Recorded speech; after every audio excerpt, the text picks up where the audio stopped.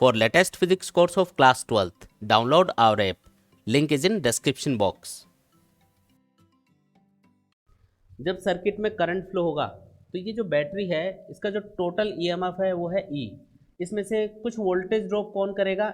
Internal resistance करेगा। तो ई में से अगर मैं माइनस कर दूं आई इंटू आर का मतलब है voltage drop across the internal resistance. Ohm's law लगाया मैंने, ओम्स लॉ के अकॉर्डिंग वी इक्वल्स टू क्या होता है? आई इंटू आर। तो ये वो वोल्टेज है जो इंटरनल रेजिस्टेंस बीच में खा गया। तो जो बचा है उसको हम क्या बोलेंगे? Terminal potential difference V. यानी कि इस रेजिस्टेंस को जो मिल रहा है ना वो है टर्मिनल पोटेंशियल डिफरेंस वी। ठीक है, तो यहाँ से मैं इसको हटा देता हूँ। वी का सिंबल हम टर्मिनल पोटेंशियल डिफरेंस के लिए यूज़ करते हैं। बैटरी के ऊपर नॉर्मली ईएमएफ की वैल्यू लिखी जाती है और साथ में एक इंटरनल रेजिस्टेंस शो किया जाता है जो बैटरी का खुद का रेजिस्टेंस होता है। और इंटरनल रेजिस्टेंस के अक्रॉस जो वोल्टेज ड्रॉप होगा आई इंटू स्मॉल आर, उसको ई में से ईएमएफ में से माइनस करोगे तो जो बचा हुआ वोल्टेज रहेगा उसको क्या बोलेंगे? Terminal potential difference. इक्वेशन अच्छे से याद करनी है। लेकिन कई रिचार्जेबल बैटरी भी होती है, रिचार्जेबल सेल, जिसको वापस से चार्ज कर सकते हैं हम लोग। तो उन बैटरीज को हम जब सर्किट में एक तरह से यूज़ करते हैं तब तो वो क्या होता है? डिस्चार्ज हो रहा होता है। तो जब डिस्चार्ज होगा तो इक्वेशन ये बनेगी। जब कोई भी सेल डिस्चार्ज हो रहा होता है तो इक्वेशन ये बनती है। लेकिन जब उसको चार्ज किया जाता है तो इक्वेशन अलग रहेगी। जैसे मान लो ये कोई एक सेल है जिसको हम चार्ज भी कर सकते हैं, रिचार्जेबल सेल है, ये इसका इंटरनल रेजिस्टेंस है। तो जब इसको चार्ज करोगे, चार्ज करने के लिए क्या करना पड़ेगा? इसको एक बैटरी से सप्लाई देनी पड़ेगी, एक्सटर्नली इसको सप्लाई देनी पड़ेगी, तब जाके ये वापस से चार्ज होगा। ठीक है, तो चार्ज करने के लिए इसका जो पॉजिटिव टर्मिनल है सेल का उसको उस बैटरी के पॉजिटिव टर्मिनल से कनेक्ट करेंगे जिससे हम इसको चार्ज कर रहे हैं, और जो नेगेटिव टर्मिनल है उसको बैटरी के नेगेटिव टर्मिनल से कनेक्ट करेंगे। तो अब ये जो बैटरी है ये वो एक्सटर्नल बैटरी है जो इसको चार्ज कर रही है ना। ये कौन से टाइम की बात हो रही है? चार्जिंग के, है ना। ये तो कौन सी कंडीशन थी? डिस्चार्जिंग के दौरान हमने देखा। ठीक है, तो ये जब चार्ज हो रहा होगा तो उस टाइम पे हम क्या करेंगे? इक्वेशन जो बनेगी वो होगी V equals to E plus I into small R. अब यहाँ पे प्लस आएगा, क्यों? क्योंकि अब जो बैटरी आपने लगाई है इस सेल को चार्ज करने के लिए वो ईएमएफ से भी ज़्यादा वोल्टेज की होती है, और उसका जो पोटेंशियल डिफरेंस होता है टोटल वो बराबर होता है सेल के ईएमएफ प्लस इंटरनल रेजिस्टेंस के क्रॉस होने वाला वोल्टेज ड्रॉप। तब आपको ये इक्वेशन लिखनी है। ये अपन किरचॉफ वोल्टेज लॉ के अकॉर्डिंग भी इसको लिख सकते हैं। अगर मैं इस सर्किट के लिए किरचॉफ वोल्टेज लॉ अप्लाई करूँगा, सर्किट में जो करंट होगा वो इस बैटरी की वजह से फ्लो हो रहा होगा जिससे ये जो बैटरी है या सेल है ये चार्ज हो रहा होगा। तो इसके लिए जब इक्वेशन लिखोगे तो ये वाली इक्वेशन बनेगी। अभी क्योंकि हमने किरचॉफ वोल्टेज लॉ पढ़ा नहीं है, आगे हम स्टडी करेंगे तब मैं आपको इसको अप्लाई करके भी बताऊँगा। लेकिन अभी तो इसको ऐसे याद रखो कि अगर सेल डिस्चार्ज हो रहा होगा तो उसके अक्रॉस जो पोटेंशियल डिफरेंस होगा डिस्चार्जिंग के टाइम पे वो हमें हमेशा ईएमएफ से कम रहेगा। जो टर्मिनल पोटेंशियल डिफरेंस है वो ईएमएफ से क्या रहेगा? हमेशा कम। लेकिन जब उसको चार्ज किया जा रहा है तो उसके अक्रॉस जो पोटेंशियल डिफरेंस हमने अप्लाई किया है वो ज़्यादा रहेगा। किससे? ईएमएफ से। तभी तो चार्ज होगा। 10 वोल्ट की बैटरी है तो उसको 5 वोल्ट की बैटरी से थोड़ी चार्ज करेंगे। 10 वोल्ट की बैटरी के लिए उससे ज़्यादा वोल्टेज की बैटरी अपन को लगानी पड़ेगी तब जाके वो चार्ज होगा। बात समझ में आई क्या? चार्जिंग के टाइम पे वो वाली इक्वेशन, डिस्चार्जिंग के टाइम पे ये वाली इक्वेशन। अब एक और बात याद रखनी है कि कई बार क्वेश्चन में पूछ लेते हैं कि जो टर्मिनल पोटेंशियल डिफरेंस है और जो ईएमएफ है उनमें बेसिक डिफरेंस क्या है। तो देखो बेसिक डिफरेंस क्या होगा? जो ईएमएफ है, ईएमएफ मतलब इलेक्ट्रोमोटिव फोर्स, वो बैटरी के अक्रॉस वो वाला वोल्टेज ड्रॉप होता है या वो वाला पोटेंशियल डिफरेंस होता है जब बैटरी ओपन सर्किट होती है, किसी सर्किट में कनेक्टेड नहीं होती। लेकिन जब सर्किट में बैटरी कनेक्टेड है तब उसके अक्रॉस जो पोटेंशियल डिफरेंस होगा वो ईएमएफ से कम होगा और उसको हम क्या बोलेंगे? Terminal potential difference. यानी अगर हमें ईएमएफ को मेजर करना है तो सेल या बैटरी को ओपन सर्किट रखना होगा, और अगर हमें टर्मिनल पोटेंशियल डिफरेंस बैटरी के अक्रॉस मेजर करना है तो वो वर्किंग कंडीशन में होगी, और वर्किंग कंडीशन का मतलब है उसको किसी सर्किट में हमने कनेक्ट किया हुआ होगा। ठीक है, टर्मिनल पोटेंशियल डिफरेंस हमेशा कम रहेगा ईएमएफ से। ये तो स्पेशल केस है, नॉर्मली ये वाला केस पूछा जाता है। ठीक है, तो हम हमेशा क्या बोलेंगे कि जो टर्मिनल पोटेंशियल डिफरेंस होगा वो हमेशा ईएमएफ से कम ही रहेगा, क्योंकि इंटरनल रेजिस्टेंस कुछ ना कुछ वोल्टेज जरूर खाएगा। कोई भी कितना भी अच्छा सेल ले आओ, कितनी भी अच्छी बैटरी ले आओ, उसका इंटरनल रेजिस्टेंस जरूर होता है। और अगर इंटरनल रेजिस्टेंस होगा तो कुछ वोल्टेज ड्रॉप वो जरूर करेगा। तो जितना वोल्टेज वो खा जाएगा बीच में, है ना, उसको माइनस करने पे ईएमएफ से जो बचा हुआ वोल्टेज होगा उसको हम टर्मिनल पोटेंशियल डिफरेंस बोलेंगे। तो ये भी हमेशा ट्रू होगा कि जो टर्मिनल पोटेंशियल डिफरेंस है वो हमेशा ईएमएफ से कम होता है। डिफरेंस देख रहे हैं हम लोग, है ना। अच्छा, ईएमएफ वो रीजन होता है, वो कॉज होता है जिसकी वजह से सर्किट में करंट फ्लो होता है। ईएमएफ मतलब जब सेल, आप कोई भी सेल या बैटरी बनाते हो उस टाइम पे उसके दोनों इलेक्ट्रोड्स के बीच में जो मैक्सिमम पोटेंशियल डिफरेंस होता है उसी को अपन ईएमएफ बोलते हैं। और जब वर्किंग कंडीशन में बैटरी होती है तो वो जो टर्मिनल पोटेंशियल डिफरेंस है वो ईएमएफ से थोड़ा कम होता है। इसका मतलब बैटरी जब ओपन सर्किट होती है और कोई भी बैटरी या सेल हो तो उसके क्रॉस जो मैक्सिमम पोटेंशियल डिफरेंस होगा ना उसी को हम ईएमएफ बोल रहे हैं। लेकिन वर्किंग कंडीशन में वो थोड़ा सा जो वोल्टेज है वो कुछ वोल्टेज इंटरनल रेजिस्टेंस खा जाता है, इसलिए हमको एक्सटर्नल सर्किट में कम मिलता है। उसको हम टर्मिनल पोटेंशियल डिफरेंस बोल रहे हैं। तो किस रीजन की वजह से सर्किट में करंट फ्लो हुआ? ईएमएफ की वजह से। बैटरी ने कुछ एक तरह से पोटेंशियल डिफरेंस क्रिएट किया, उसको हम ईएमएफ बोल रहे हैं, ठीक है। उसकी वजह से सर्किट में करंट फ्लो होता है। और करंट फ्लो होगा तो इस रेजिस्टेंस के क्रॉस क्या होगा? एक वोल्टेज ड्रॉप होगा या कुछ टर्मिनल पोटेंशियल डिफरेंस बैटरी के क्रॉस रहेगा। तो रीज़न क्या है, कॉज क्या है करंट के फ्लो होने का? ईएमएफ। और उसका इफेक्ट क्या होता है? Terminal potential difference.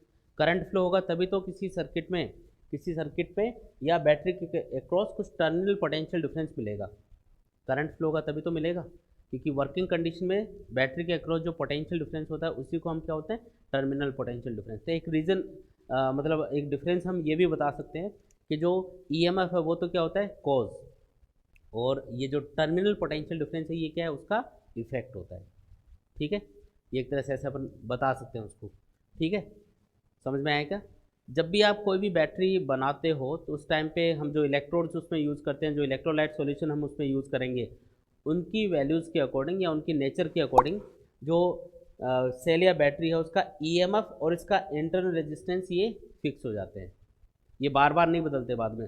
जैसे आप किसी भी सर्किट में किसी सेल या बैटरी को लगाओगे तो उसमें करंट चेंज हो सकता है। अगर आपने ये रेजिस्टेंस कम ज़्यादा किया तो सर्किट में फ्लो होने वाला करंट क्या होगा? कम ज़्यादा होगा। तो करंट कम ज़्यादा हो सकता है, लेकिन ये जो ईएमएफ और टर्मिनल पोटेंशियल डिफरेंस है ये कभी भी इंटरनल रेजिस्टेंस है ये कभी भी चेंज नहीं होगा। कौन कौन सी चीज़ चेंज नहीं होगी? ईएमएफ और इंटरनल रेजिस्टेंस। सेल के लिए दो चीज़ें कांस्टेंट रहेंगी हमेशा, एक तो उसका ईएमएफ और दूसरा इंटरनल रेजिस्टेंस। जब उसको यूज़ करोगे किसी सर्किट में तो अगर सर्किट का रेजिस्टेंस ज़्यादा होगा तो करंट कम फ्लो होगा सर्किट में। समझ में आया क्या? अगर इस सर्किट का रेजिस्टेंस ज़्यादा होता आर तो करंट की वैल्यू क्या होती? इसमें कम होती। ओम्स लॉ के अकॉर्डिंग करंट कम फ्लो होने देता है ये। अगर करंट कम होगा तो करंट के कम होने से क्या होगा? हमने बोला ई और आर तो हमेशा फिक्स होते हैं, कांस्टेंट होते हैं। आई अगर कम होगा तो ई में से सब्ट्रैक्ट होने वाली वैल्यू क्या हो जाएगी? कम। तो वी की वैल्यू आपको क्या मिलेगी? ज़्यादा मिलेगी। इसका मतलब वी उसके इसमें बढ़ जाएगा, मतलब आर को बढ़ाने पे वी बढ़ेगा। सेल के लिए बात हो रही है अभी, ठीक है ना। अगर मैं एक्सटर्नल सर्किट के रेजिस्टेंस को सपोज करो मैं कम कर देता हूँ तो सर्किट में फ्लो होने वाला करंट इंक्रीज होगा। करंट अगर इंक्रीज होगा तो उससे क्या फ़र्क पड़ेगा? करंट अगर इंक्रीज होगा तो ये वाली वैल्यू बढ़ेगी और ये बढ़ेगा तो ई में से सब्ट्रैक्ट होने वाली वैल्यू अगर इंक्रीज हो रही है तो वी की वैल्यू कम होती जाएगी। यानी आर अगर इंक्रीज होता है तो वी इंक्रीज होगा, पहली कंडीशन। और सेकंड कंडीशन क्या है? आर अगर डिक्रीज होगा तो वी भी डिक्रीज होगा। बात समझ में आई क्या? ठीक है। ओम्स लॉ मत लगाना यहाँ पे, ओम्स लॉ के अकॉर्डिंग नहीं देख रहे हैं हम लोग। हम देख रहे हैं कि सर्किट में जो ईएमएफ है सर्किट इस बैटरी का और सर्किट में जो टर्मिनल पोटेंशियल डिफरेंस आपको मिलेगा तो उनमें आपस में क्या रिलेशन है एक तरह से, वो चीज़ हम स्टडी करें। तो टर्मिनल पोटेंशियल डिफरेंस हमेशा ईएमएफ से कम होगा और terminal potential difference external circuit के रेजिस्टेंस के ऊपर डिपेंड करेगा। मैं ये बताना चाह रहा हूँ कि यहाँ पे आर के चेंज होने से वी चेंज हुआ, मतलब वी चेंज हो सकता है सर्किट में, लेकिन सर्किट में सेल का जो ईएमएफ और इंटरनल रेजिस्टेंस है ये कभी नहीं बदलेगा, ये हमेशा कांस्टेंट ही रहेगा, इसमें कोई चेंज नहीं आता। पेज नंबर 33 पे आपको क्वेश्चन दिया हुआ है, a series and parallel combination of two given resistors is connected one by one across a cell. दो रेजिस्टेंस अपने पास में, उनका एक सीरीज कॉम्बिनेशन किया पहले तो हमने और फिर उनको पैरेलल में कनेक्ट कर दिया और उसको हमने एक सेल के अक्रॉस कनेक्ट किया हुआ है one by one. In which case will the terminal potential difference across the cell have a higher value. बिल्कुल आसान सा क्वेश्चन है, लॉजिकली वैसे ही कर सकते हो, लेकिन थोड़ा डिटेल में समझते हैं। दो रेजिस्टेंस है R1 R2, पहले उनको लगाया सीरीज में, ये है R1 ये है R2, एक सेल के क्रॉस लगा दिया। सेल का EMF है E और इंटरनल रेजिस्टेंस है स्मॉल r, ठीक है। सर्किट में अभी करंट है मान लो I1। ये तो हुआ फर्स्ट केस। सेकेंड केस में क्या किया, दोनों रेजिस्टेंसेस को हमने पैरेलल में कनेक्ट कर दिया है। ये है R1 ये है R2, ठीक है, और सेल वही यूज़ किया हमने। तो ये जो सेल है इसका EMF है E, इंटरनल रेजिस्टेंस है स्मॉल r। अब जो करंट होगा सर्किट में वो डिफरेंट होगा I2, ठीक है। पहले तो ये बताओ कि कौन सी कंडीशन में सर्किट का ओवरऑल रेजिस्टेंस ज़्यादा होगा, सीरीज में या पैरेलल में। जब भी आप रेजिस्टेंसेस को सीरीज में लगाते हो इफेक्टिव रेजिस्टेंस हमेशा इंक्रीज होता है ना, और जब पैरेलल में उनको कनेक्ट करते हो तो इफेक्टिव रेजिस्टेंस हमेशा डिक्रीज होता है। याद रखना है, सीरीज कॉम्बिनेशन में रेजिस्टेंस बढ़ेगा। तो ये जो सीरीज कॉम्बिनेशन है इसमें रेजिस्टेंस है मान लो RS, पैरेलल कॉम्बिनेशन में इफेक्टिव रेजिस्टेंस है RP, तो RS यहाँ पे ज़्यादा होगा RP से, ठीक है। अब आपको ये पूछा जा रहा है कि बताओ कौन सी कंडीशन में, फर्स्ट और सेकंड में से कौन सी कंडीशन में टर्मिनल पोटेंशियल डिफरेंस ज़्यादा होगा। कैसे फाइंड करोगे, तो V इक्वल्स टू क्या होता है, E minus I into small r। तो ये वाला फॉर्मूला मैं यूज़ कर रहा हूँ। ये जो E है इसका मतलब है EMF, I का मतलब करंट, स्मॉल r का मतलब क्या है, इंटरनल रेजिस्टेंस। तो E और स्मॉल r ये तो हमेशा कांस्टेंट रहेंगे। क्या बदल रहा है यहाँ पे, I बदल रहा है। कौन सी कंडीशन में I ज़्यादा होगा, सेकेंड कंडीशन में, क्योंकि इसमें इफेक्टिव रेजिस्टेंस क्या है, कम है। तो हम लिखेंगे IS, सीरीज कॉम्बिनेशन में जो करंट है वो कम है और पैरेलल कॉम्बिनेशन में करंट ज़्यादा फ्लो होगा सर्किट में। और जब करंट ज़्यादा होगा, अब एक चीज़ यहाँ पे बताओ, अगर करंट ज़्यादा होगा सेकंड कंडीशन में, जैसे करंट ज़्यादा है तो ये वाली वैल्यू बढ़ेगी, ये वैल्यू बढ़ेगी तो V की वैल्यू कम आएगी। यानी कि V सीरीज कॉम्बिनेशन में आपको ज़्यादा मिल रहा होगा पैरेलल कॉम्बिनेशन की कंपेरिजन में। समझ में आया क्या। सेल के लिए EMF और इंटरनल रेजिस्टेंस हमेशा कांस्टेंट रहेंगे, ये कभी नहीं बदलते हैं। तो आगे बढ़ते हैं। फिर आपको पेज नंबर 34 पे एक क्वेश्चन दिया हुआ है, a cell of EMF E and internal resistance small r is connected across a variable resistance R, plot a graph showing the variation of terminal potential V with resistance R।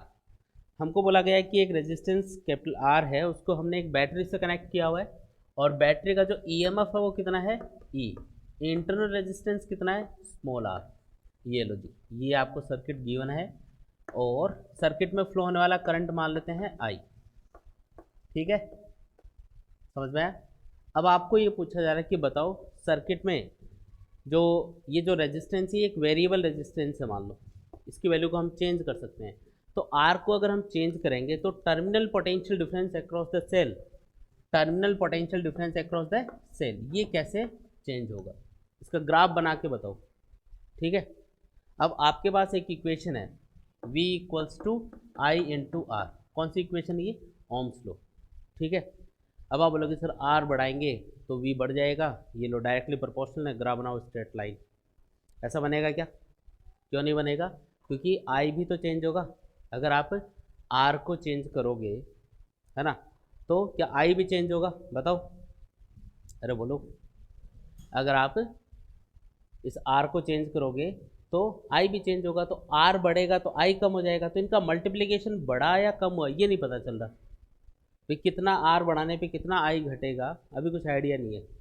तो इसको solve कैसे करेंगे, तो यहाँ पे एक चीज़ देखो, आपको सिर्फ R और V का रिलेशन चाहिए और बाकी ऐसी चीज़ चाहिए इक्वेशन के अंदर जो कांस्टेंट हो। I यहाँ पे कांस्टेंट नहीं है, तो कुछ ऐसी चीज़ लेके आओ इसकी जगह जो कांस्टेंट रहे, जिसमें कुछ चीज़ें कांस्टेंट हो, मतलब वो बदलना नहीं चाहिए, नहीं तो हम इसको वेरीफाई नहीं कर पाएंगे, चेक नहीं कर पाएंगे। तो यहाँ पे एक चीज़ बताओ, टोटल जो EMF है सर्किट का, यानी टोटल जो पोटेंशियल डिफरेंस बैटरी ने क्रिएट किया वो कितना है, E के बराबर है। सर्किट में मिलेगा कितना, वो V है, लेकिन टोटल पोटेंशियल डिफरेंस बैटरी कितना क्रिएट करती है, E, ठीक है। और उससे सर्किट में करंट फ्लो होता है। करंट कौन कौन से रेजिस्टेंस पे फ्लो होगा, एक तो कैपिटल R और एक स्मॉल r। सर्किट का टोटल रेजिस्टेंस कितना हुआ, मतलब capital R plus small r, मतलब बैटरी को जो करंट फ्लो करना है वो इन दोनों रेजिस्टेंस में मिला के करना है। तो अगर मैं ओम्स लॉ लगाऊं, ये तो मैंने ओम्स लॉ लगाया है सिर्फ इस रेजिस्टेंस के लिए, तो इस रेजिस्टेंस के अक्रॉस जो टर्मिनल पोटेंशियल डिफरेंस मिलेगा वो इतना मिलेगा। लेकिन अगर मैं ओवरऑल सर्किट के लिए लिखूं कि भी सर्किट में करंट कितना होगा, तो करंट के लिए इक्वेशन होती है ओम्स लॉ के according potential difference upon resistance. Potential difference total कितना है, ई ईएमएफ के टर्म्स में लिखोगे ना, ईएमएफ मतलब टोटल पोटेंशियल डिफरेंस, तो इसके नीचे total resistance of the circuit लिखना है, आर प्लस स्मॉल आर। इन दोनों से आंसर सेम ही आता है, जैसे आई इससे कैलकुलेट करो या I equals to V by R करके कैलकुलेट करो, आंसर सेम ही आएगा। यहाँ पे जब टोटल ईएमएफ या टोटल पोटेंशियल डिफरेंस की बात हो रही है तो हमेशा टोटल रेजिस्टेंस सर्किट का लिखा जाएगा इसके नीचे। और जब ये वाला फॉर्मूला यूज़ करोगे तो ये जो टर्मिनल पोटेंशियल डिफरेंस है ये सिर्फ वो पोटेंशियल डिफरेंस है जो रेजिस्टेंस आर को मिलेगा। इंटरनल रेजिस्टेंस कितना बीच में कंज्यूम कर लेगा वो हमने माइनस कर दिया ऑलरेडी। ई में से ये जो कंज्यूम करेगा वो माइनस करने पे जो बचेगा वो वी रहेगा, और वो वी किसको मिल रहा है, आर को मिल रहा है। तो ये इक्वेशन आर के लिए लिखी जा रही है और ये आर प्लस स्मॉल आर के लिए लिखी जा रही है। ये दोनों चीज़ें समझ में आ गई क्या? अब मुझे पता है कि ई और स्मॉल आर ये हमेशा कांस्टेंट होता है और कैपिटल आर का रिलेशन चाहिए मुझे वी के साथ, तो मैं आई को यहाँ से मतलब ये जो आई की वैल्यू है ये यहाँ पे पुट करूँगा और इससे एक रिलेशन अपने पास आएगा V equals to E upon R plus small R into R. लेकिन वापस एक कन्फ्यूजन आ गया यहाँ पे कि आर को बढ़ाएंगे तो वी कैसे चेंज होगा, आर को अगर बढ़ाओगे तो आर तो यहाँ पे भी है और नीचे भी है, आर यहाँ पे भी बढ़ेगा यहाँ पे भी बढ़ेगा, तो ओवरऑल इसका क्या इफेक्ट हुआ वो नहीं पता चल रहा। तो थोड़ा और सिंप्लीफाई करो इसको। इस बार अपन क्या करेंगे, इसको ऊपर नीचे इस इक्वेशन को, ये जो है ना ऊपर लिखा है ए इंटू आर, नीचे लिखा है आर प्लस स्मॉल आर, ऊपर और नीचे मैं दोनों जगह कैपिटल आर से डिवाइड कर रहा हूँ, तो ऊपर तो सिर्फ ई बचेगा और नीचे क्या आएगा R plus small R upon capital R. समझ रहे हो बात? इसको थोड़ा सिंप्लीफाई करके क्या लिख सकते हो, E upon 1 plus small R upon capital R. अब थोड़ा ठीक लग रहा है, क्या ठीक लगा, इसमें 1 भी कांस्टेंट है, ई भी कांस्टेंट है, स्मॉल आर भी कांस्टेंट है, तो आर को चेंज करोगे तो कैसे भी चेंज होगा, अब थोड़ा समझ में आ जाएगा अपन को। तो अब ग्राफ ड्रॉ करेंगे, कैसे ड्रॉ करना है, सबसे पहले किसके बीच का है, आर और वी, आर को चेंज करेंगे, वी कैसे चेंज होगा वो देखना है। सबसे पहले आर 0 ले लो, ये आर की वैल्यू कितनी ले लो 0, है ना, यहाँ से ग्राफ स्टार्ट होगा। तो यहाँ से अपन देखेंगे 0, आर की वैल्यू 0 करके देखेंगे, तो 0 पुट करोगे तो ये क्या आएगा, स्मॉल आर अपॉन 0 क्या होगा, इन्फाइनाइट, तो 1 प्लस इन्फाइनाइट क्या होगा, इन्फाइनाइट, और किसी भी चीज़ को इन्फाइनाइट से डिवाइड करोगे तो 0 आएगा, इसका मतलब आंसर क्या है 0। तो जब आप कैपिटल आर की वैल्यू 0 रखोगे, प्रैक्टिकली होता है क्या रेजिस्टेंस 0, प्रैक्टिकली नहीं होता, लेकिन ग्राफ ड्रॉ करो इसलिए मान लेते कि 0 है, तो 0 होगा तो फिर वी भी 0 आएगा। अब ये रिलेशन है उसी से ग्राफ बनाएंगे। फिर आर की वैल्यू मैं बढ़ाते जाऊँगा, तो जैसे जैसे अब देखो आर की वैल्यू अगर बढ़ाओगे तो क्या होगा, आर बढ़ेगा तो small R upon capital R की वैल्यू क्या होगी, कम होगी, ये बढ़ाओगे तो ये ओवरऑल घटेगा ना, ये कम होगा तो 1 में अगर ऐड होने वाली वैल्यू कम हो रही है तो ई को जिस चीज़ से डिवाइड कर रहे हो वो चीज़ कम होती जा रही है, तो वी क्या होता जाएगा, बढ़ता जाएगा, यानी कि वी इंक्रीज होगा। लेकिन लीनियरली इंक्रीज नहीं होगा, ऐसे नहीं कि जैसे जैसे इसको इंक्रीज करोगे तो ये स्ट्रेट लाइन ग्राफ बनेगा, वो तब बनता है जब दोनों डायरेक्टली प्रोपोर्शनल होते हैं। डायरेक्टली प्रोपोर्शनल नहीं है ये वी और आर, लेकिन ये जरूर है कि अगर आर बढ़ाओगे तो ये घटेगा तो ओवरऑल वैल्यू बढ़ेगी, है ना। तो इस पर कुछ पॉइंट्स आएंगे, जैसे आर की वैल्यू 1 ओमली, 2 ओमली, 3 ओमली, तो आपको ग्राफ पे ऐसे कुछ पॉइंट्स मिलेंगे, ये मिला, फिर ये मिला, ये मिला, ऐसे पॉइंट्स मिलेंगे। और जब आर की वैल्यू आप बढ़ाते बढ़ाते बहुत ज़्यादा कर दोगे स्मॉल आर की कंपैरिजन में, स्मॉल आर की वैल्यू है मान लो 2 ओम और आपने आर को बढ़ा के कर दिया 1000 ओम, तो 2 अपॉन 1000 क्या हो गया, बहुत छोटा हो गया, नेग्लिजिबल, ऑलमोस्ट 0, तो v इक्वल्स टू ई आ जाएगा, ऑलमोस्ट इक्वल टू, क्योंकि ये वाली वैल्यू ऑलमोस्ट 0 हो चुकी है, तो उस कंडीशन में 1 प्लस ऑलमोस्ट 0 क्या होगा, 1 ही बनेगा, ई अपॉन 1 यानी ई आएगा, तो v इक्वल्स टू ई होगा। एग्जैक्टली इक्वल नहीं होगा लेकिन ऑलमोस्ट इक्वल चला जाएगा। तो ये मान लो यहाँ पे ई है ग्राफ के अंदर, तो ये वाला जो ग्राफ है ये आगे जाके फिर ये ऐसा होने लग जाएगा, मतलब इसके आसपास पहुँच जाएगा, तो ग्राफ कुछ इस टाइप का सा बनेगा, ये सारे पॉइंट्स मिलाओगे ना, ये ग्राफ बनेगा। इसके बाद में आगे बढ़ते हैं। हाँ, अब हम ये डिस्कस करेंगे कि अगर हम सेल्स को सीरीज या पैरेलल कॉम्बिनेशन में कनेक्ट करते हैं तो इफेक्टिव ईएमएफ कितना मिलेगा, इफेक्टिव रेजिस्टेंस कितना मिलेगा, और कब करंट ज़्यादा फ्लो होगा, सीरीज कॉम्बिनेशन में या पैरेलल कॉम्बिनेशन में। कंपेयर भी करेंगे, है ना। सीरीज़ कॉम्बिनेशन में हमको ज़्यादा बेटर रिजल्ट मिलेंगे, ज़्यादा फ़ायदा होगा, या पैरेलल कॉम्बिनेशन में सेल्स को कनेक्ट करें तो ज़्यादा फ़ायदा होगा, वो भी हम कंपेयर कर लेंगे। यहाँ पे एक सिंपल केस स्टडी करें जिसमें हम सारे के सारे सेल इक्वल ईएमएफ के कंसिडर करेंगे। मान लो 5-5 वोल्ट के आपके पास कुछ सेल हैं, पहले उनको सीरीज में लगा के देखेंगे, फिर उनको पैरेलल में लगा के देखेंगे, और फिर कंपेयर कर लेंगे कि कौन से में ज़्यादा हमको बेनिफिट हुआ। ठीक है, पहले हम स्टडी करेंगे सीरीज कॉम्बिनेशन। कौन सा? Series combination. सीरीज कॉम्बिनेशन में मान लो हमने ये कुछ सेल हैं, इनको कनेक्ट किया हुआ है। हर एक सेल का जो ईएमएफ है वो है ई, और इंटरनल रेजिस्टेंस है स्मॉल आर। आइडेंटिकल सेल यहाँ पे कंसिडर किए जा रहे हैं, अलग अलग सेल नहीं। अच्छा, ये ऐसे कितने सेल लगाने हैं? ये लगाते जा रहे हैं, एन सेल लगा दिए। मान लो आपने 3 दिखा रखे हैं, लेकिन कितने सेल लगा दिए? मान लो इस तरीके से एन सेल लगा दिए। और ये वो सर्किट है जिसमें इन सेल्स को करंट फ्लो करना है। इस सर्किट का रेजिस्टेंस है आर। सर्किट में जो टोटल करंट फ्लो होगा वो मान लेते हैं आई। समझ में आया? हर एक सेल सीरीज में कनेक्टेड है। सबसे पहले तो ये फाइंड करेंगे कि टोटल ईएमएफ कितना मिलेगा। एक सेल का ईएमएफ ई है, सीरीज में एन सेल कनेक्टेड है, टोटल ईएमएफ कितना होगा? ई इक्विवेलेंट लिख देता हूँ इसको मैं। हाँ बताओ, सीरीज में हमेशा क्या चीज़ डिवाइड होती है, क्या चीज़ सेम होती है? करंट सेम होगा, और वोल्टेज हमेशा रेजिस्टेंस के क्रॉस डिवाइड होता है। यहाँ पे ईएमएफ है ई, यहाँ पे ई, यहाँ पे ई, टोटल मिला के कितना होगा? एन इंटू ई। एन टाइम्स ऐड करोगे तो इसमें, लेकिन याद रखना है, अगर कोई भी सेल उल्टा लगा दोगे तो उसको माइनस करना होगा फिर। अभी तो इसलिए ऐड कर रहा हूँ क्योंकि हर एक सेल यहाँ पे एक ही डायरेक्शन में करंट फ्लो करेगा। हर एक सेल का जो पॉजिटिव और नेगेटिव टर्मिनल है वो इसको इस तरीके से कि इनसे जो करंट फ्लो होगा वो एक ही डायरेक्शन में आएगा, इसलिए वो ऐड होंगे, इसलिए उनका ईएमएफ ऐड करना है। अगर ये मैं उल्टा लगा देता तो बाकी सब ऐड होते, इसको माइनस करते फिर। ठीक है, देखना है वो कैसे लगे हुए हैं उसके अकॉर्डिंग। तो यहाँ पे एन इंटू ई आंसर होगा। टोटल इंटरनल रेजिस्टेंस कितना होगा? तो आर इक्विवेलेंट लिख देते हैं उसको। बताओ कैसे कनेक्टेड है इंटरनल रेजिस्टेंस, सीरीज में या पैरेलल में? तो क्या लिखूं? R plus R plus R, ऐसे करना, तो एन इंटू स्मॉल आर। ठीक है, और उसके बाद में अगर आपको पूछे कि सर्किट का टोटल रेजिस्टेंस कितना है, सर्किट में एक ये भी तो है, तो इन सब का मिला के कितना आया? इतना।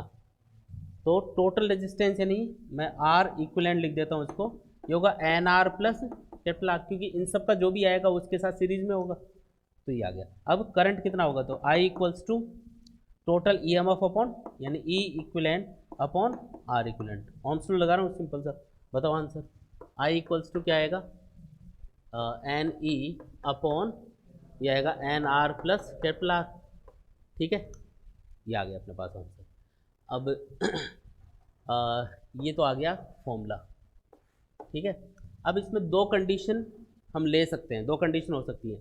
पहली कंडीशन ये है कि इन सेल्स का मिला के जो टोटल इंटरनल रेजिस्टेंस होगा एन इंटू स्मॉल आर, ये हो सकता है कि इस एक्सटर्नल रेजिस्टेंस कैपिटल आर से बहुत ज़्यादा हो।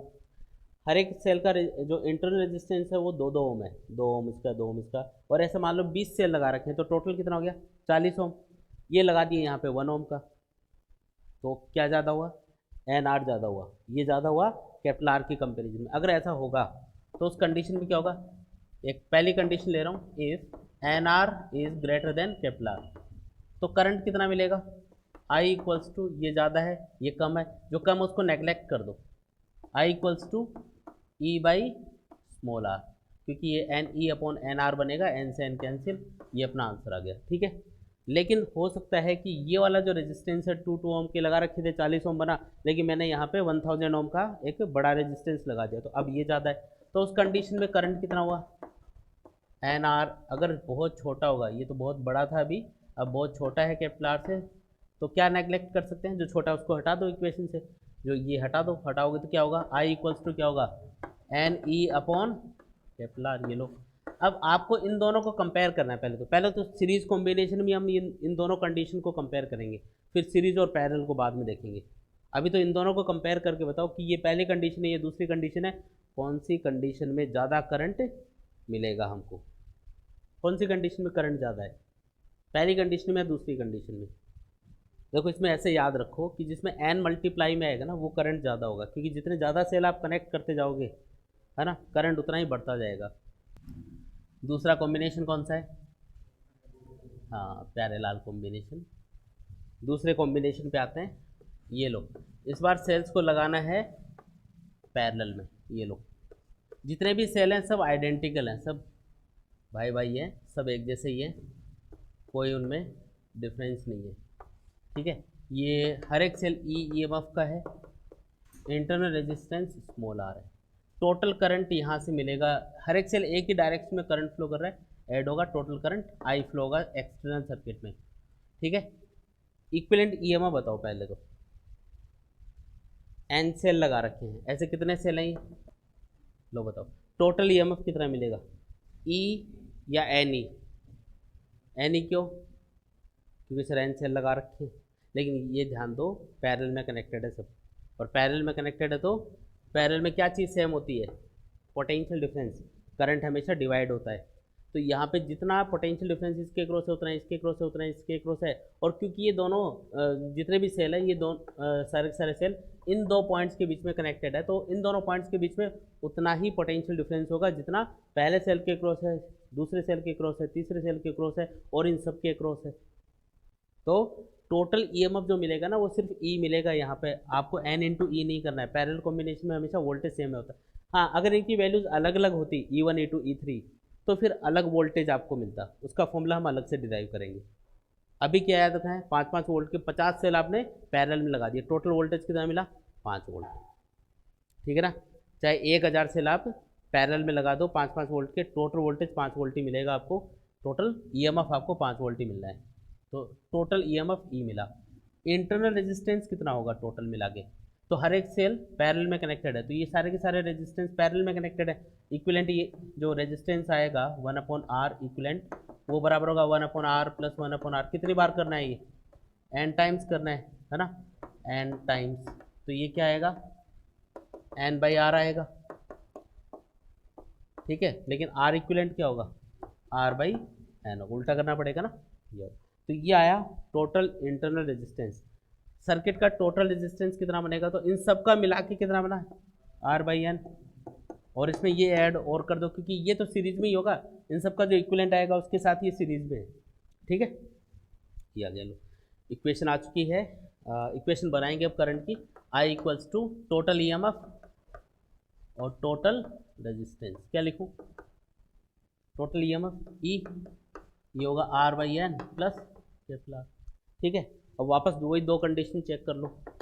हो सकता है कि सेल्स का मिला के जो टोटल इंटरनल रेजिस्टेंस बना वो काफ़ी बड़ा हो R से, तो उस कंडीशन में करंट कितना होगा बताओ? ये बड़ा है, ये बड़ा है, ये छोटा है, आंसर आएगा NE/r। आया कि नहीं आया? और दूसरी कंडीशन, अरे ये भी तो हो सकता है कि r/n बहुत छोटा हो R से, तो उसको हटा दो, जो छोटा है उसको हटा दो, बस सिंपल कॉन्सेप्ट है। E/R। बताओ कौन सी कंडीशन में करंट ज़्यादा, कौन सी कंडीशन में करंट ज़्यादा मिलेगा? पहली कंडीशन में कैसे याद आया? n मल्टीप्लाई में आ रहा है, तो इसको देख लिया करो, n जिसमें मल्टीप्लाई में आया ना वो वाला करंट हम ज़्यादा मानेंगे। प्रैक्टिकली ऐसा ही होता है कि n जिसमें मल्टीप्लाई में आ रहा है वो वाली करंट की वैल्यू ज़्यादा होती है। तो अगर आपने सेल्स को पैरेलल में लगा रखा है तो उन सेल्स से ज़्यादा करंट ऑब्टेन करने के लिए आपको उन सेल्स का जो इंटरनल रेजिस्टेंस है उसको ज़्यादा रखना चाहिए एक्सटर्नल रेजिस्टेंस की कंपैरिजन में। समझ में आई बात? ये कंडीशन कब लागू होगी? ये वाली कंडीशन, ये करंट कब मिलेगा? जब ये। तो आपको ऐसे याद रखना है। इस पर क्वेश्चन क्या आएगा? ये जो मैंने अभी बताया ना सारा, या तो किसी न्यूमेरिकल में ऐसी कंडीशन मिलेगी 5-5 वोल्ट के सेल लगा रखे हैं, या ऐसा कुछ सीरीज में लगा दिया, पैरेलल में लगा दिया, तो याद रखना है कि सीरीज में वोल्टेज ऐड होगा और पैरेलल में वोल्टेज एक सेल का जितना है उतना ही रहेगा, अगर हर एक सेल का ईएमएफ बराबर है तो। अलग अलग होगा तो हम अलग से स्टडी करेंगे, आगे देखेंगे वो। ठीक है, क्वेश्चन क्या आएगा कि सीरीज में ज़्यादा करंट ऑब्टेन करने के लिए इंटरनल रेजिस्टेंस और एक्सटर्नल रेजिस्टेंस में कौन सा ज़्यादा होना चाहिए? तो सीरीज में करंट ज़्यादा कम मिलता है, अभी लिखा था सीरीज में तब ज़्यादा करंट मिलेगा जब एक्सटर्नल रेजिस्टेंस ज़्यादा होगा, और पैरेलल में करंट ज़्यादा कम मिलेगा तो उल्टा हो जाएगा, जब इंटरनल रेजिस्टेंस ज़्यादा होगा। ऐसे याद रखो, ठीक है। तो पेज नंबर 37 पे आपको क्वेश्चन दिया हुआ है, the plot of the variation of potential difference across a combination of 3 identical cells in series versus current is as shown in figure, what is the EMF of each cell? 3 cell की बात कर रहा है, तीनों cell को हमने circuit में series में लगा रखा है। अब देखो 3 सेल को अगर हमने सीरीज में लगा रखा है तो हम कोई बावड़े तो है नहीं कि हमने उल्टा पुल्टा लगा रखा होगा। अगर नहीं बोला जाए ना तो हम क्या मानेंगे कि हर एक सेल को हमने इस तरीके से लगा रखा है कि उससे मैक्सिमम करंट हम ऑब्टेन कर पाएँ। तो उसके लिए कैसे कनेक्ट किया होगा, इस तरीके से लगाया होगा सीरीज में तो लगाया, लेकिन इस तरीके से लगाया होगा कि सब एक ही डायरेक्शन में करंट फ्लो करें। बात समझ में आई क्या? ठीक है, तो हर एक सेल एक ही डायरेक्शन में करंट फ्लो कर रहा है और इसके लिए आपको एक ग्राफ दे रखा है। इसका ग्राफ है आई और वी का ग्राफ है। ठीक है, ये यहाँ पे 6 वोल्ट लिखा हुआ है और यहाँ पे लिखा हुआ है 1 एम्पियर, ऐसा ग्राफ दिया है। अब आपको पूछा जा रहा है कि बताओ हर एक सेल का ईएमएफ कितना होगा। ग्राफ से आपको डेटा निकालना है। किससे निकालना है? ग्राफ से। अच्छा ठीक है, अब मेरे को एक चीज़ पता है कि अगर 3 सेल सीरीज में लगाए तो इनका टोटल जो ईएमएफ आएगा ना, ई इक्विवेलेंट, वो आएगा 3E और जो टोटल इंटरनल रेजिस्टेंस आएगा वो आएगा 3R। ये पता है कि हमको? ठीक है, तो करंट कितना मिलेगा सर्किट में? I इक्वल्स टू, या इसके लिए अगर मैं टर्मिनल पोटेंशियल डिफरेंस की इक्वेशन लिखूं, क्योंकि मुझे V का कुछ रिलेशन फाइंड करना है, तो मुझे लिखना होगा V equals to E minus I into R. अब यहाँ पे E कौन सा होगा? E इक्विवेलेंट, क्योंकि मैं तीनों का जो कॉम्बिनेशन है ना उसके लिए इक्वेशन लिख रहा हूँ, और R की जगह R इक्विवेलेंट लिख देंगे। भाई इन तीनों को मिला के एक सेल मान लो, तो उसका ईएमएफ कितना है? ई इक्विवेलेंट। इंटरनल रेजिस्टेंस कितना है? R equivalent. तो उसके लिए यही तो इक्वेशन लिखोगे आप, एक सेल के लिए जैसे लिखते हो, तो वही इक्वेशन है ये। ई इक्विवेलेंट और आर इक्विवेलेंट क्यों लगाया? क्योंकि मैं तीनों को एक सेल मान के ये सॉल्व कर रहा हूँ। ई इक्विवेलेंट कितना है? 3E। I as it is put कर दो, आई टोटल करंट है सर्किट का, आर इक्विवेलेंट 3R। समझ में आया क्या? अब ग्राफ पे आते हैं, कुछ डेटा निकालना है। ई पूछा है आपको, ये देखो यहाँ पे आई एक्स एक्सिस पे लिया है, वी वाई एक्सिस पे लिया है। आई की वैल्यू यहाँ पे कितनी होगी? 0। फिर इधर जाएंगे तो बढ़ती जाएगी, यहाँ पे कितनी होगी? 1 एम्पियर। आई की वैल्यू जब 0 है तो वी कितना मिल रहा है? 6 वोल्ट। तो आई की यहाँ पे when I equal to 0 then V equal to 6 volt, ऐसा दिया है ग्राफ में। ठीक है, तो मैं यहाँ पे लिखूंगा 6, वी की जगह ये आएगा 3 into E minus 0 into 3R। ये 0 बन गया, तो 3 क्या आया? 6 आया, तो ई कितना? 2 वोल्ट। आया कि नहीं आया? ऐसे सॉल्व कर लेंगे, बस हो गया। ठीक है, तो चलो ये जो पेज नंबर 38 पे जो टॉपिक है ना, इस पर डबल स्टार लगाओ, बहुत ज़्यादा इंपॉर्टेंट है, एग्जाम में रिपीट होने वाला क्वेश्चन है ये, कि जब आप दो सेल को दो अलग अलग ईएमएफ के सेल को पैरेलल में लगाते हो तो उनका इक्विवेलेंट ईएमएफ कितना मिलेगा। इस बार आपको ईएमएफ भी अलग दे रखा है और इंटरनल रेजिस्टेंस भी अलग दे रखा है। समझ में आया क्या? देखो फटाक से करते हैं इसको, ज़्यादा टाइम नहीं लगेगा, छोटा सा ही है ये देखो पहला सेल है उसका ईएमएफ है 2E, इंटरनल रेजिस्टेंस है 2R। दूसरा जो सेल है उसका ईएमएफ है E और इंटरनल रेजिस्टेंस है स्मॉल r। यहाँ पे इसी क्वेश्चन को आपको ऐसे भी पूछा जा सकता है कि पहला सेल है उसका ईएमएफ है E1, इंटरनल रेजिस्टेंस है R1, इसका A2 और इंटरनल रेजिस्टेंस है R2। प्रोसीजर पूरा सेम रहेगा 100%, जो अभी मैं करवा रहा हूँ वैसे ही करना है। वो R1 R2 E1 A2 के टर्म्स में आंसर आ जाएंगे, अभी E और R के टर्म्स में आंसर आएंगे, क्योंकि जो ईएमएफ और इंटरनल रेजिस्टेंस है वो E और R के टर्म्स में दे रखे हैं आपको। समझ में आया ना? तो इसमें वैसे कंफ्यूज मत होना किसी अलग अलग होता, तो अभी क्या है 2E है, ये इससे डबल है। ये डबल बोलने का मतलब है कि इससे अलग ईएमएफ का सेल है, बस ये ध्यान रखो। पहला जो सेल है उससे जो करंट बना वो है I1, दूसरे सेल से जो करंट बनेगा वो है I2, टोटल मिला के इधर से फ्लो होगा। जब आप इसको किसी एक्सटर्नल सर्किट में लगा दोगे ना तो टोटल करंट कितना बाहर निकलेगा यहाँ से? I equals to I1 plus I2। पहली चीज़ जो आपको ध्यान रखनी है कि हमेशा पैरेलल कॉम्बिनेशन में टर्मिनल पोटेंशियल डिफरेंस इन दोनों सेल के अक्रॉस सेम रहेगा, लेकिन करंट तो अलग अलग बनेगा। I1 I2 दोनों अलग अलग होंगे, अलग अलग ईएमएफ के सेल हैं तो करंट अलग अलग होंगे, लेकिन एक चीज़ जो सेम रहेगी वो कौन सी चीज़ है? वो है टर्मिनल पोटेंशियल डिफरेंस। तो इन दोनों को आपने देखो यहाँ पे इन दोनों पॉइंट्स पे कनेक्ट किया हुआ है, ये पॉइंट ए है, ये पॉइंट बी है, तो जितना पोटेंशियल डिफरेंस ऊपर वाले सेल के क्रॉस होगा इन दोनों पॉइंट्स के क्रॉस, उतना ही नीचे वाले सेल के क्रॉस भी होना चाहिए, क्योंकि पॉइंट तो कॉमन हो गए ना ऊपर वाले सेल और नीचे वाले सेल के लिए। ये वाली इक्वेशन याद रखनी है। अब ये तो लॉजिक समझ में आ गया कि करंट हमेशा ऐड होगा। अब आपको क्या करना है, सिर्फ इसमें वैल्यूज पुट करनी है, सॉल्व करना है, आंसर आ जाएगा कि इक्विवेलेंट ईएमएफ कितना मिलेगा और इंटरनल रेजिस्टेंस कितना मिलेगा। इसमें वैल्यूज कैसे पुट करोगे? तो पहले सेल के लिए मुझे सारी चीज़ें पता है, करंट कितना है I1, टर्मिनल पोटेंशियल डिफरेंस इसके क्रॉस कितना रहेगा V दोनों के लिए कॉमन होगा, ठीक है ना। समझ रहे हो ना, V यानी टर्मिनल पोटेंशियल डिफरेंस, ये EMF नहीं है, EMF तो इस सेल का कितना है 2E, लेकिन टर्मिनल पोटेंशियल डिफरेंस इससे अलग होता है, वो होता है जो सर्किट में मिल रहा होता है अपन को, वो V है, ठीक है। तो और EMF वगैरह सब पता है, तो इसके लिए मैं इक्वेशन लिखूंगा by V equals to E minus I R, इस वाले फॉर्मूले से लिखना है इक्वेशन। पहले सेल के लिए इक्वेशन क्या लिखूँ, terminal potential difference V, EMF की जगह क्या लिख दूँ 2E, करंट कितना है इसमें I1, इंटरनल रेजिस्टेंस कितना है 2R, आया समझ में।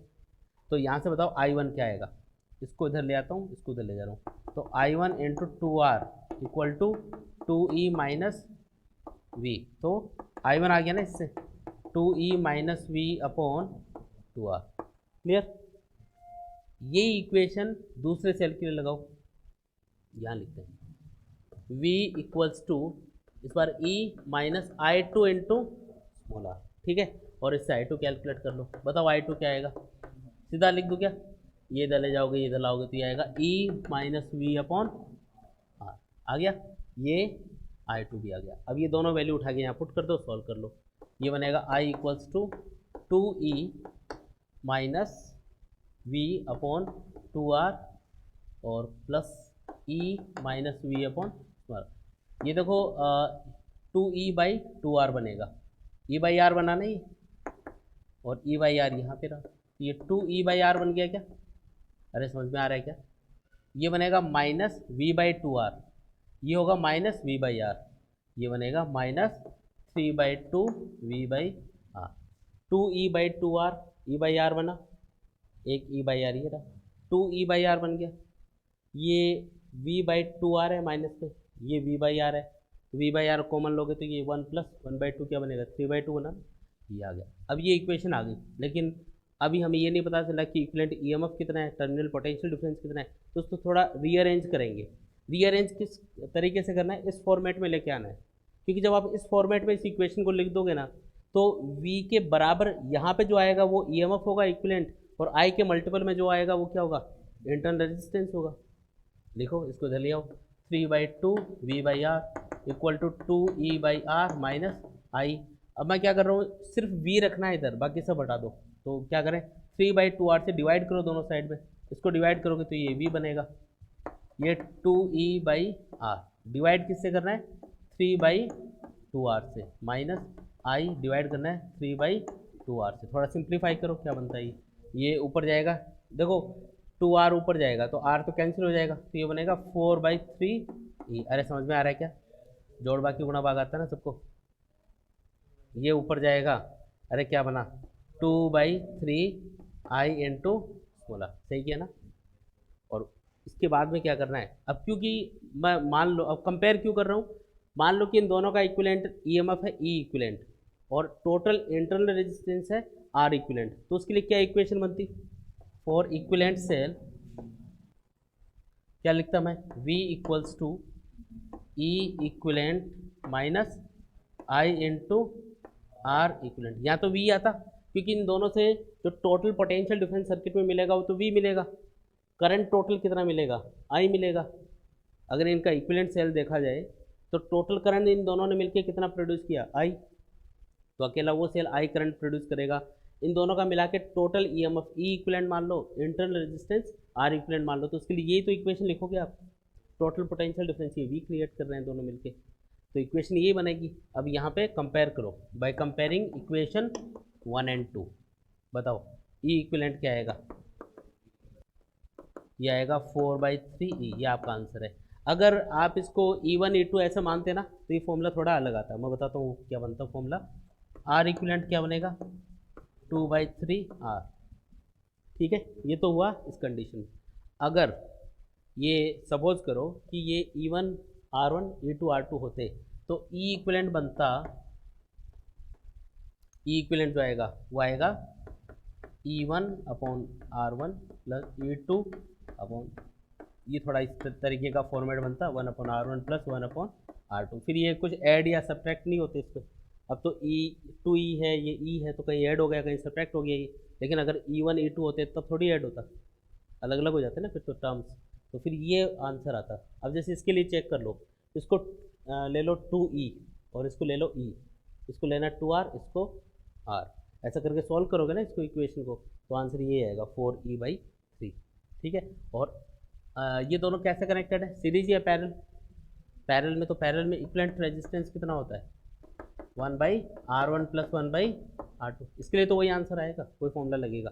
अब इसके लिए चेक कर लो, चलो इसको चेक करो, ये 1/2R होगा, ये 1/R होगा, 2R LCM आएगा, ऊपर क्या आएगा 1 + 2 यानी 3/2R, उल्टा करोगे तो 2R/3, ये आंसर आ जाएगा। समझ रहे हो बात? ठीक है।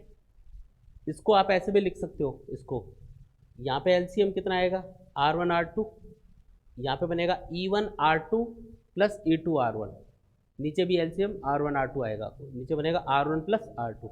आंसर क्या आया, E1 R2 + E2 R1 upon R1 + R2। वो R1 R2 है ना जो LCM आया था, वो दोनों साइड में कैंसिल हो जाएगा।